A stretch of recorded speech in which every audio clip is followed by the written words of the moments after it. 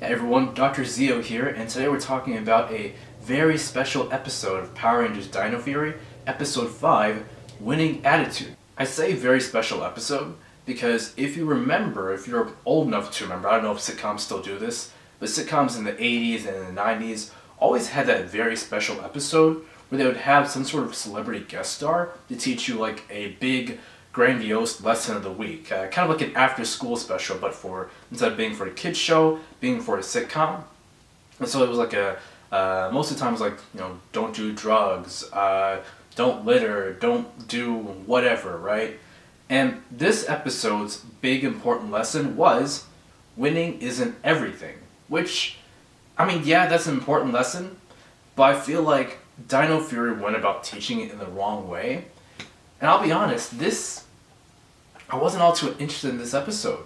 Our guest star of this episode is the New Zealand Special Olympics equestrian athlete, Sarah Dalton, and she did a good job in this episode. She played the cousin of Javi and Izzy, our Black and Green Rangers respectively, and her name was Lily. And I liked it. She served as Lily's kind of coach because she's already won her own medals in the Special Olympics, so it makes sense for her to coach Lily when she's doing her own track type stuff, her track event.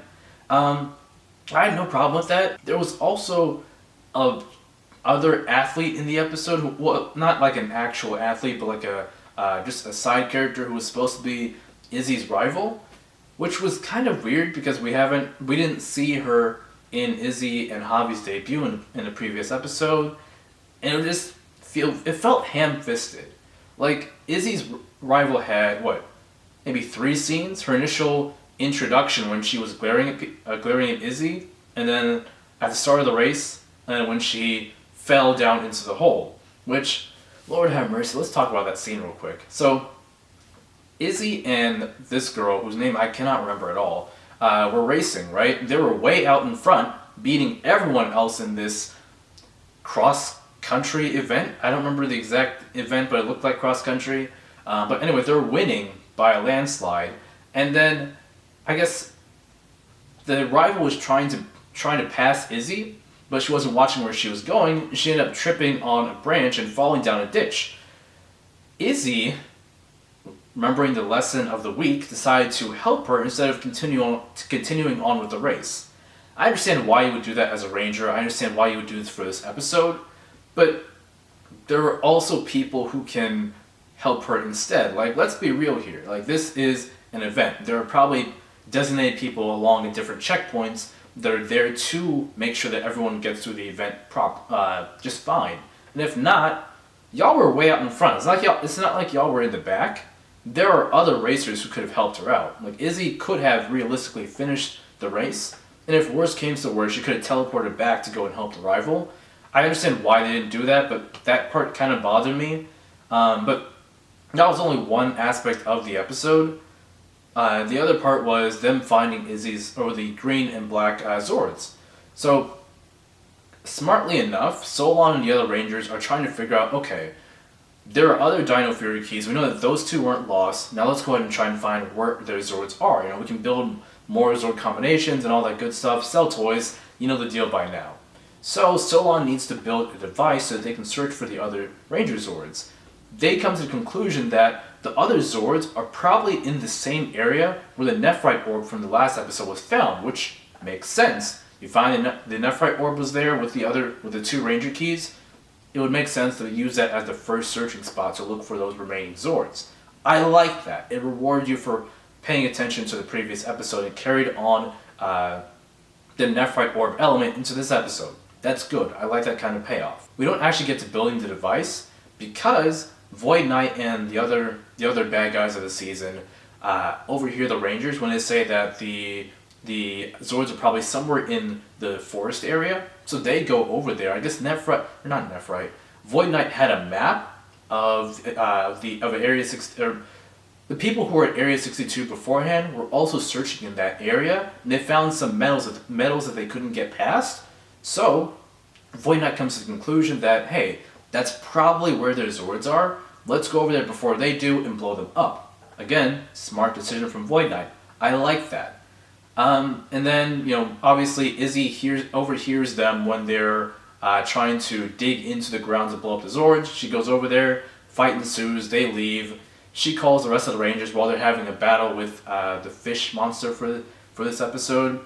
They find the Tiger Zord, yada yada yada, new Zord combination, new Zord fight, end of the episode. I mean, yeah, I know I'm rushing through things. I realize that because I didn't like it. I didn't like it. The ham-fisted message was just too much for me. There were elements in this episode I enjoyed. I enjoyed the fact that they're bringing I enjoyed the fact that they're bringing the Nephrite orb back into this part of the episode. I enjoyed Jane and Jayborg's scenes in this episode. That, shockingly enough, both scenes that they had were actually pretty good. I enjoyed the fact that they're teaching the youth or the little younglings how to call the Rangers just in case that they find a Sporks or Sporks Beast. That was good. I even enjoyed the little song that they had. That was funny. And then the little kid, dialing out the number, which I was surprised it gave out a full number. But anyway, dialing out the number to call the Rangers hotline because there was the Sporks that eventually hatched into the Sporks Beast for this episode, whose name I can't remember at the moment. Let me actually look that up real quick. Yeah, so the fish's name was Brine Blast.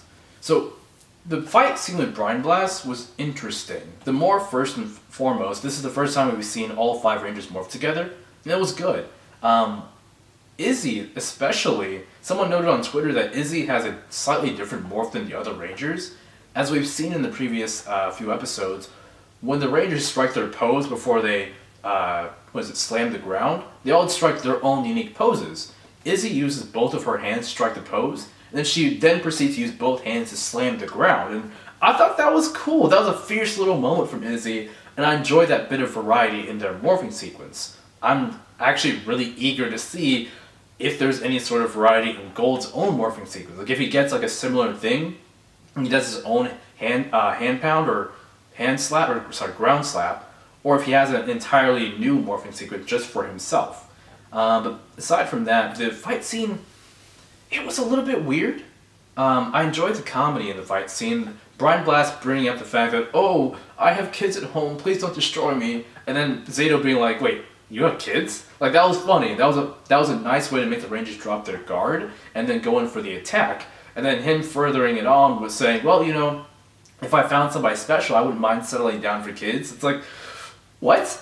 You don't really think of these monsters as having any sort of personality beyond, I'm evil, I tell jokes, I do quips and things like that. For them to go as far as to entertain the idea, or jokingly entertain the idea of starting a family, that's funny. And I actually would not mind seeing monsters with an actual lineage or an actual family that we get to see together. Quote me if I'm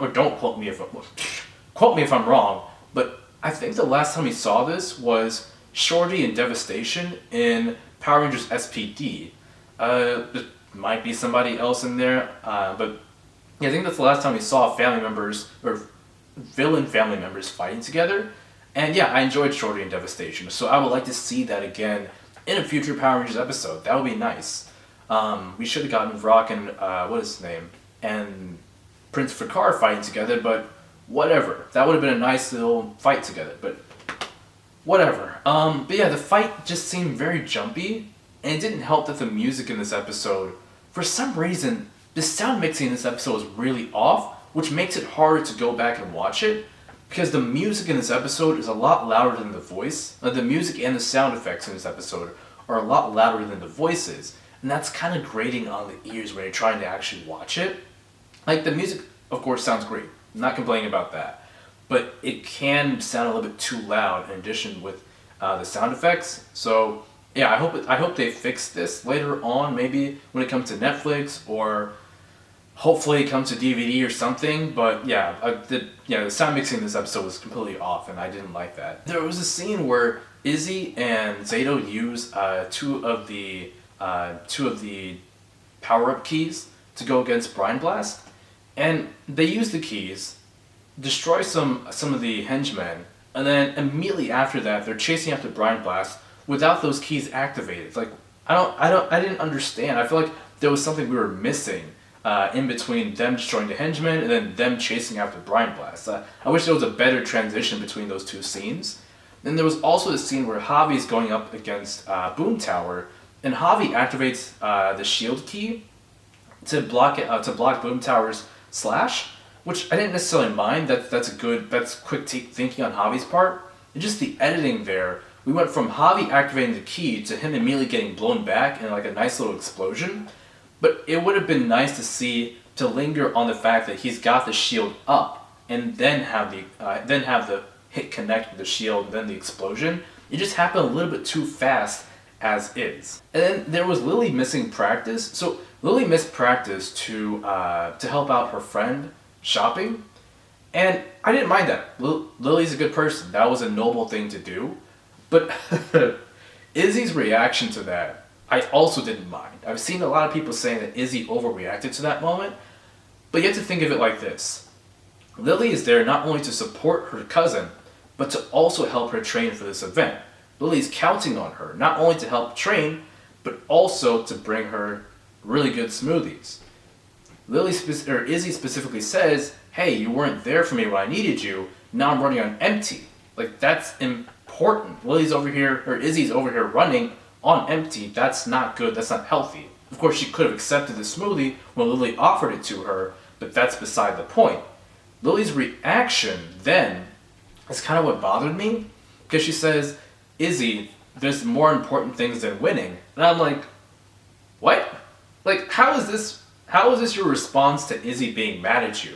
Like, from all we've seen in that scene, look at it from Izzy's point of view and not from ours. Izzy knows that Lily was supposed to be there for her. She wasn't. She wasn't there to help train her. She wasn't there for a smoothie. Lily's excuse is that she went shopping with a friend. Not she went shopping with a friend to help her get stuff from the higher shelf because she had a broken leg. Just, I went shopping with a friend.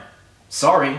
Like, I would be mad too. Like, Izzy has every single right to be mad in that moment because Lily is only giving her so much information to work with. It would have been good had Lily said, hey, I went shopping with a friend. She can't reach the higher shelf. She recently broke her leg. She needed my help. I'm sorry. I'm sorry I let you down. Lily also could have texted Izzy. We've seen smartphones in this episode. There's no reason why Lily shouldn't have had a smartphone to let Lily know, or Izzy know, what exactly was going on. Then later on we actually see Mona, who is Lily's friend. Mona comes over with a wheelchair in her cast, and then Izzy's like, who are you? And she's like, oh, I'm Lily's friend. You know, she helped me go shopping the other day because I can't reach the top shelf because of my broken leg. So, you know, you seem like a really good person, and I'm thankful that you're her cousin or something like that. Good luck, all that kind of stuff. Izzy's reaction to this, her facial expression went from, oh, to, oh shit, I blew up for no reason. And I'm like, ha ha ha, you definitely blew up for a reason, but her reaction was perfect. I absolutely love that. The facial expressions from the Rangers in this season are so on point. Facial expressions are a very important bit of comedy, and I love when they nail it every single time. There was also another moment in this episode where Carlos Garcia, we got was it not Sheriff Garcia? We got Park Warden Garcia's first name, which is nice, Carlos.